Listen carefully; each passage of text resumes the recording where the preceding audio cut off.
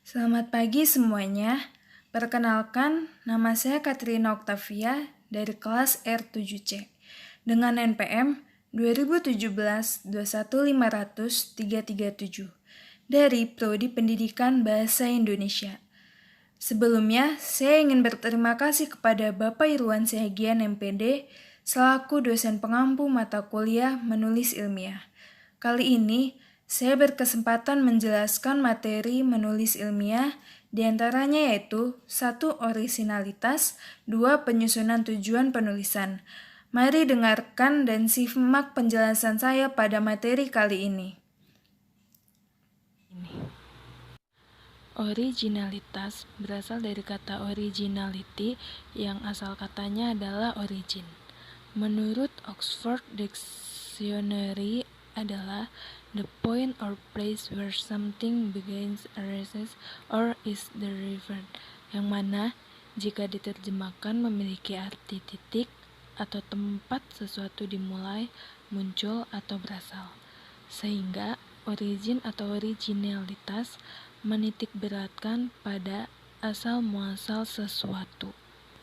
Sebagai contoh, dikatakan lukisan original karya Picasso, maka yang dimaksud adalah lukisan yang benar dilukis oleh Picasso, bukan lukisan lain yang merupakan perbanyakan atau tiruan. Secara umum, originalitas berarti suatu keadaan yang bersifat original, di mana yang dimaksud original itu adalah berasal dari inisiatif segar atau kapasitas inventif, atau konstruksi imajinasi seseorang dalam konteks sistem hukum hak cipta.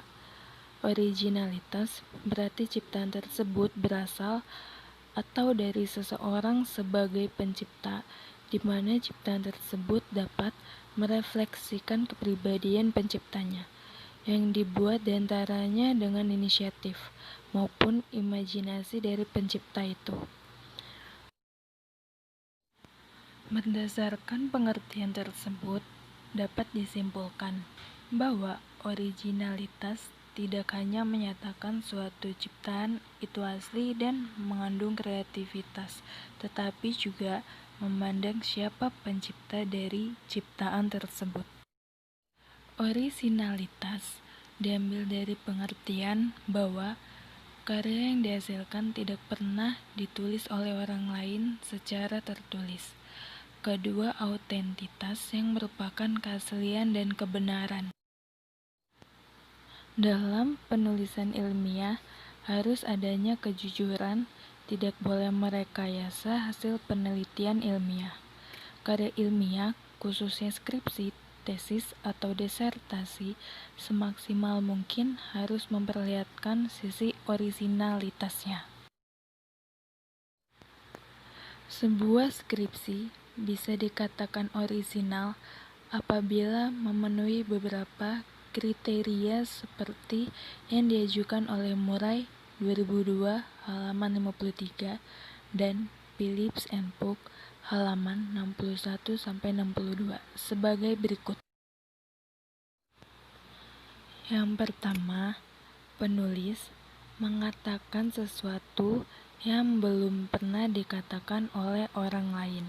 Yang kedua, penulis melakukan karya empiris yang belum dilakukan sebelumnya.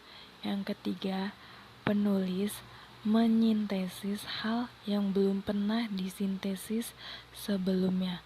Yang keempat, penulis membuat interpretasi baru dari gagasan atau hasil karya orang lain. Yang kelima, penulis melakukan sesuatu yang baru dilakukan di negara lain, tapi belum dilakukan di negaranya. Yang keenam, penulis mengambil teknik yang ada untuk mengaplikasikannya dalam bidang atau area yang baru. Yang ketujuh, penulis melakukan penelitian dalam berbagai disiplin ilmu dengan menggunakan berbagai metodologi. Yang kedelapan, penulis meneliti topik yang belum diteliti oleh orang dalam bidang ilmu yang ditekuninya. Yang kesembilan, penulis menguji pengetahuan yang ada dengan cara orisinal. Yang kesepuluh, penulis menambah pengetahuan dengan cara yang belum dilakukan sebelumnya. Yang kesebelas, penulis menulis informasi baru untuk pertama kalinya. Yang ke-12, penulis memberi eksposisi terhadap gagasan orang lain. Yang ke-13, penulis melanjutkan hasil sebuah karya yang orisinal. Selanjutnya ada orisinalitas dalam hukum. Dalam hukum, orisinalitas telah menjadi konsep hukum yang penting dalam kaitannya dengan kekayaan intelektual, di mana kreativitas dan penemuan diwujudkan sebagai karya berhak cipta. Lalu, ada orisinalitas ide dan karya kreatif. Ide orisinal adalah ide yang tidak dipikirkan oleh orang lain sebelumnya. Terkadang, dua orang atau lebih bisa mendapatkan ide yang sama secara mandiri. Orisinalitas biasanya dikaitkan dengan karakteristik seperti imajinatif dan kreatif. Orisinalitas mustahil diraih dan pencarian akan orisinalitas bisa-bisa malah membuat seseorang, atau terutama untuk pemula, jalan di tempat akibat dihantui orisinalitas. Padahal, otentitas lah yang membedakan karya satu dengan lainnya. Manusia tidak akan mampu mencipta hal yang benar-benar original. Maksimal yang bisa dilakukan hanya berusaha membuat karya yang berbeda dari yang sudah-sudah. Baik, selanjutnya ke penyusunan tujuan penulisan.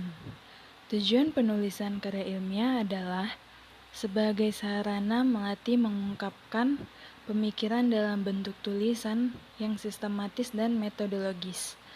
1.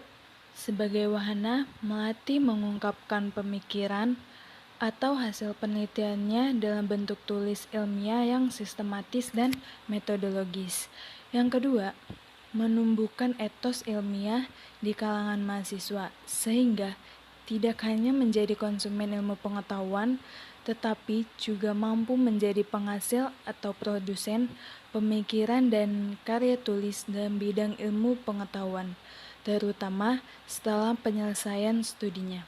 Yang ketiga, karya ilmiah yang telah ditulis itu diharapkan menjadi wahana transformasi pengetahuan antara sekolah dengan masyarakat atau orang yang bersangkutan memperoleh pengetahuan dan pendidikan dari jurusannya. Yang keempat, melatih seseorang supaya dapat menulis karya tulis ilmiah secara baik dan benar. Lalu yang kelima, melatih kemampuan berpikir penulisnya. Yang keenam, untuk memecahkan permasalahan yang diteliti. Yang ketujuh, untuk menambah pengetahuan sesuai dengan permasalahan yang dibahas. Yang kedelapan, untuk mencapai tujuan tertentu. Selanjutnya adalah menulis menurut para ahli. Yang pertama, Nur Jamal dalam Sumirat Darwis 2011 halaman 69. Beliau menerangkan bahwa menulis merupakan sebuah keterampilan berbahasa, merupakan kemampuan seseorang di dalam mengemukakan sebuah gagasan, perasaan, dan juga pemikiran-pemikiran yang dimiliki kepada orang atau pihak lainnya dengan menggunakan sebuah media tulisan. Yang kedua, ada Tarigan dalam Syarif Zulkarnaini Sumarno. Beliau menerangkan bahwa menulis ialah mengekspresikan secara tertulis sebuah gagasan, ide, pendapat, ataupun pikiran dan juga perasaan.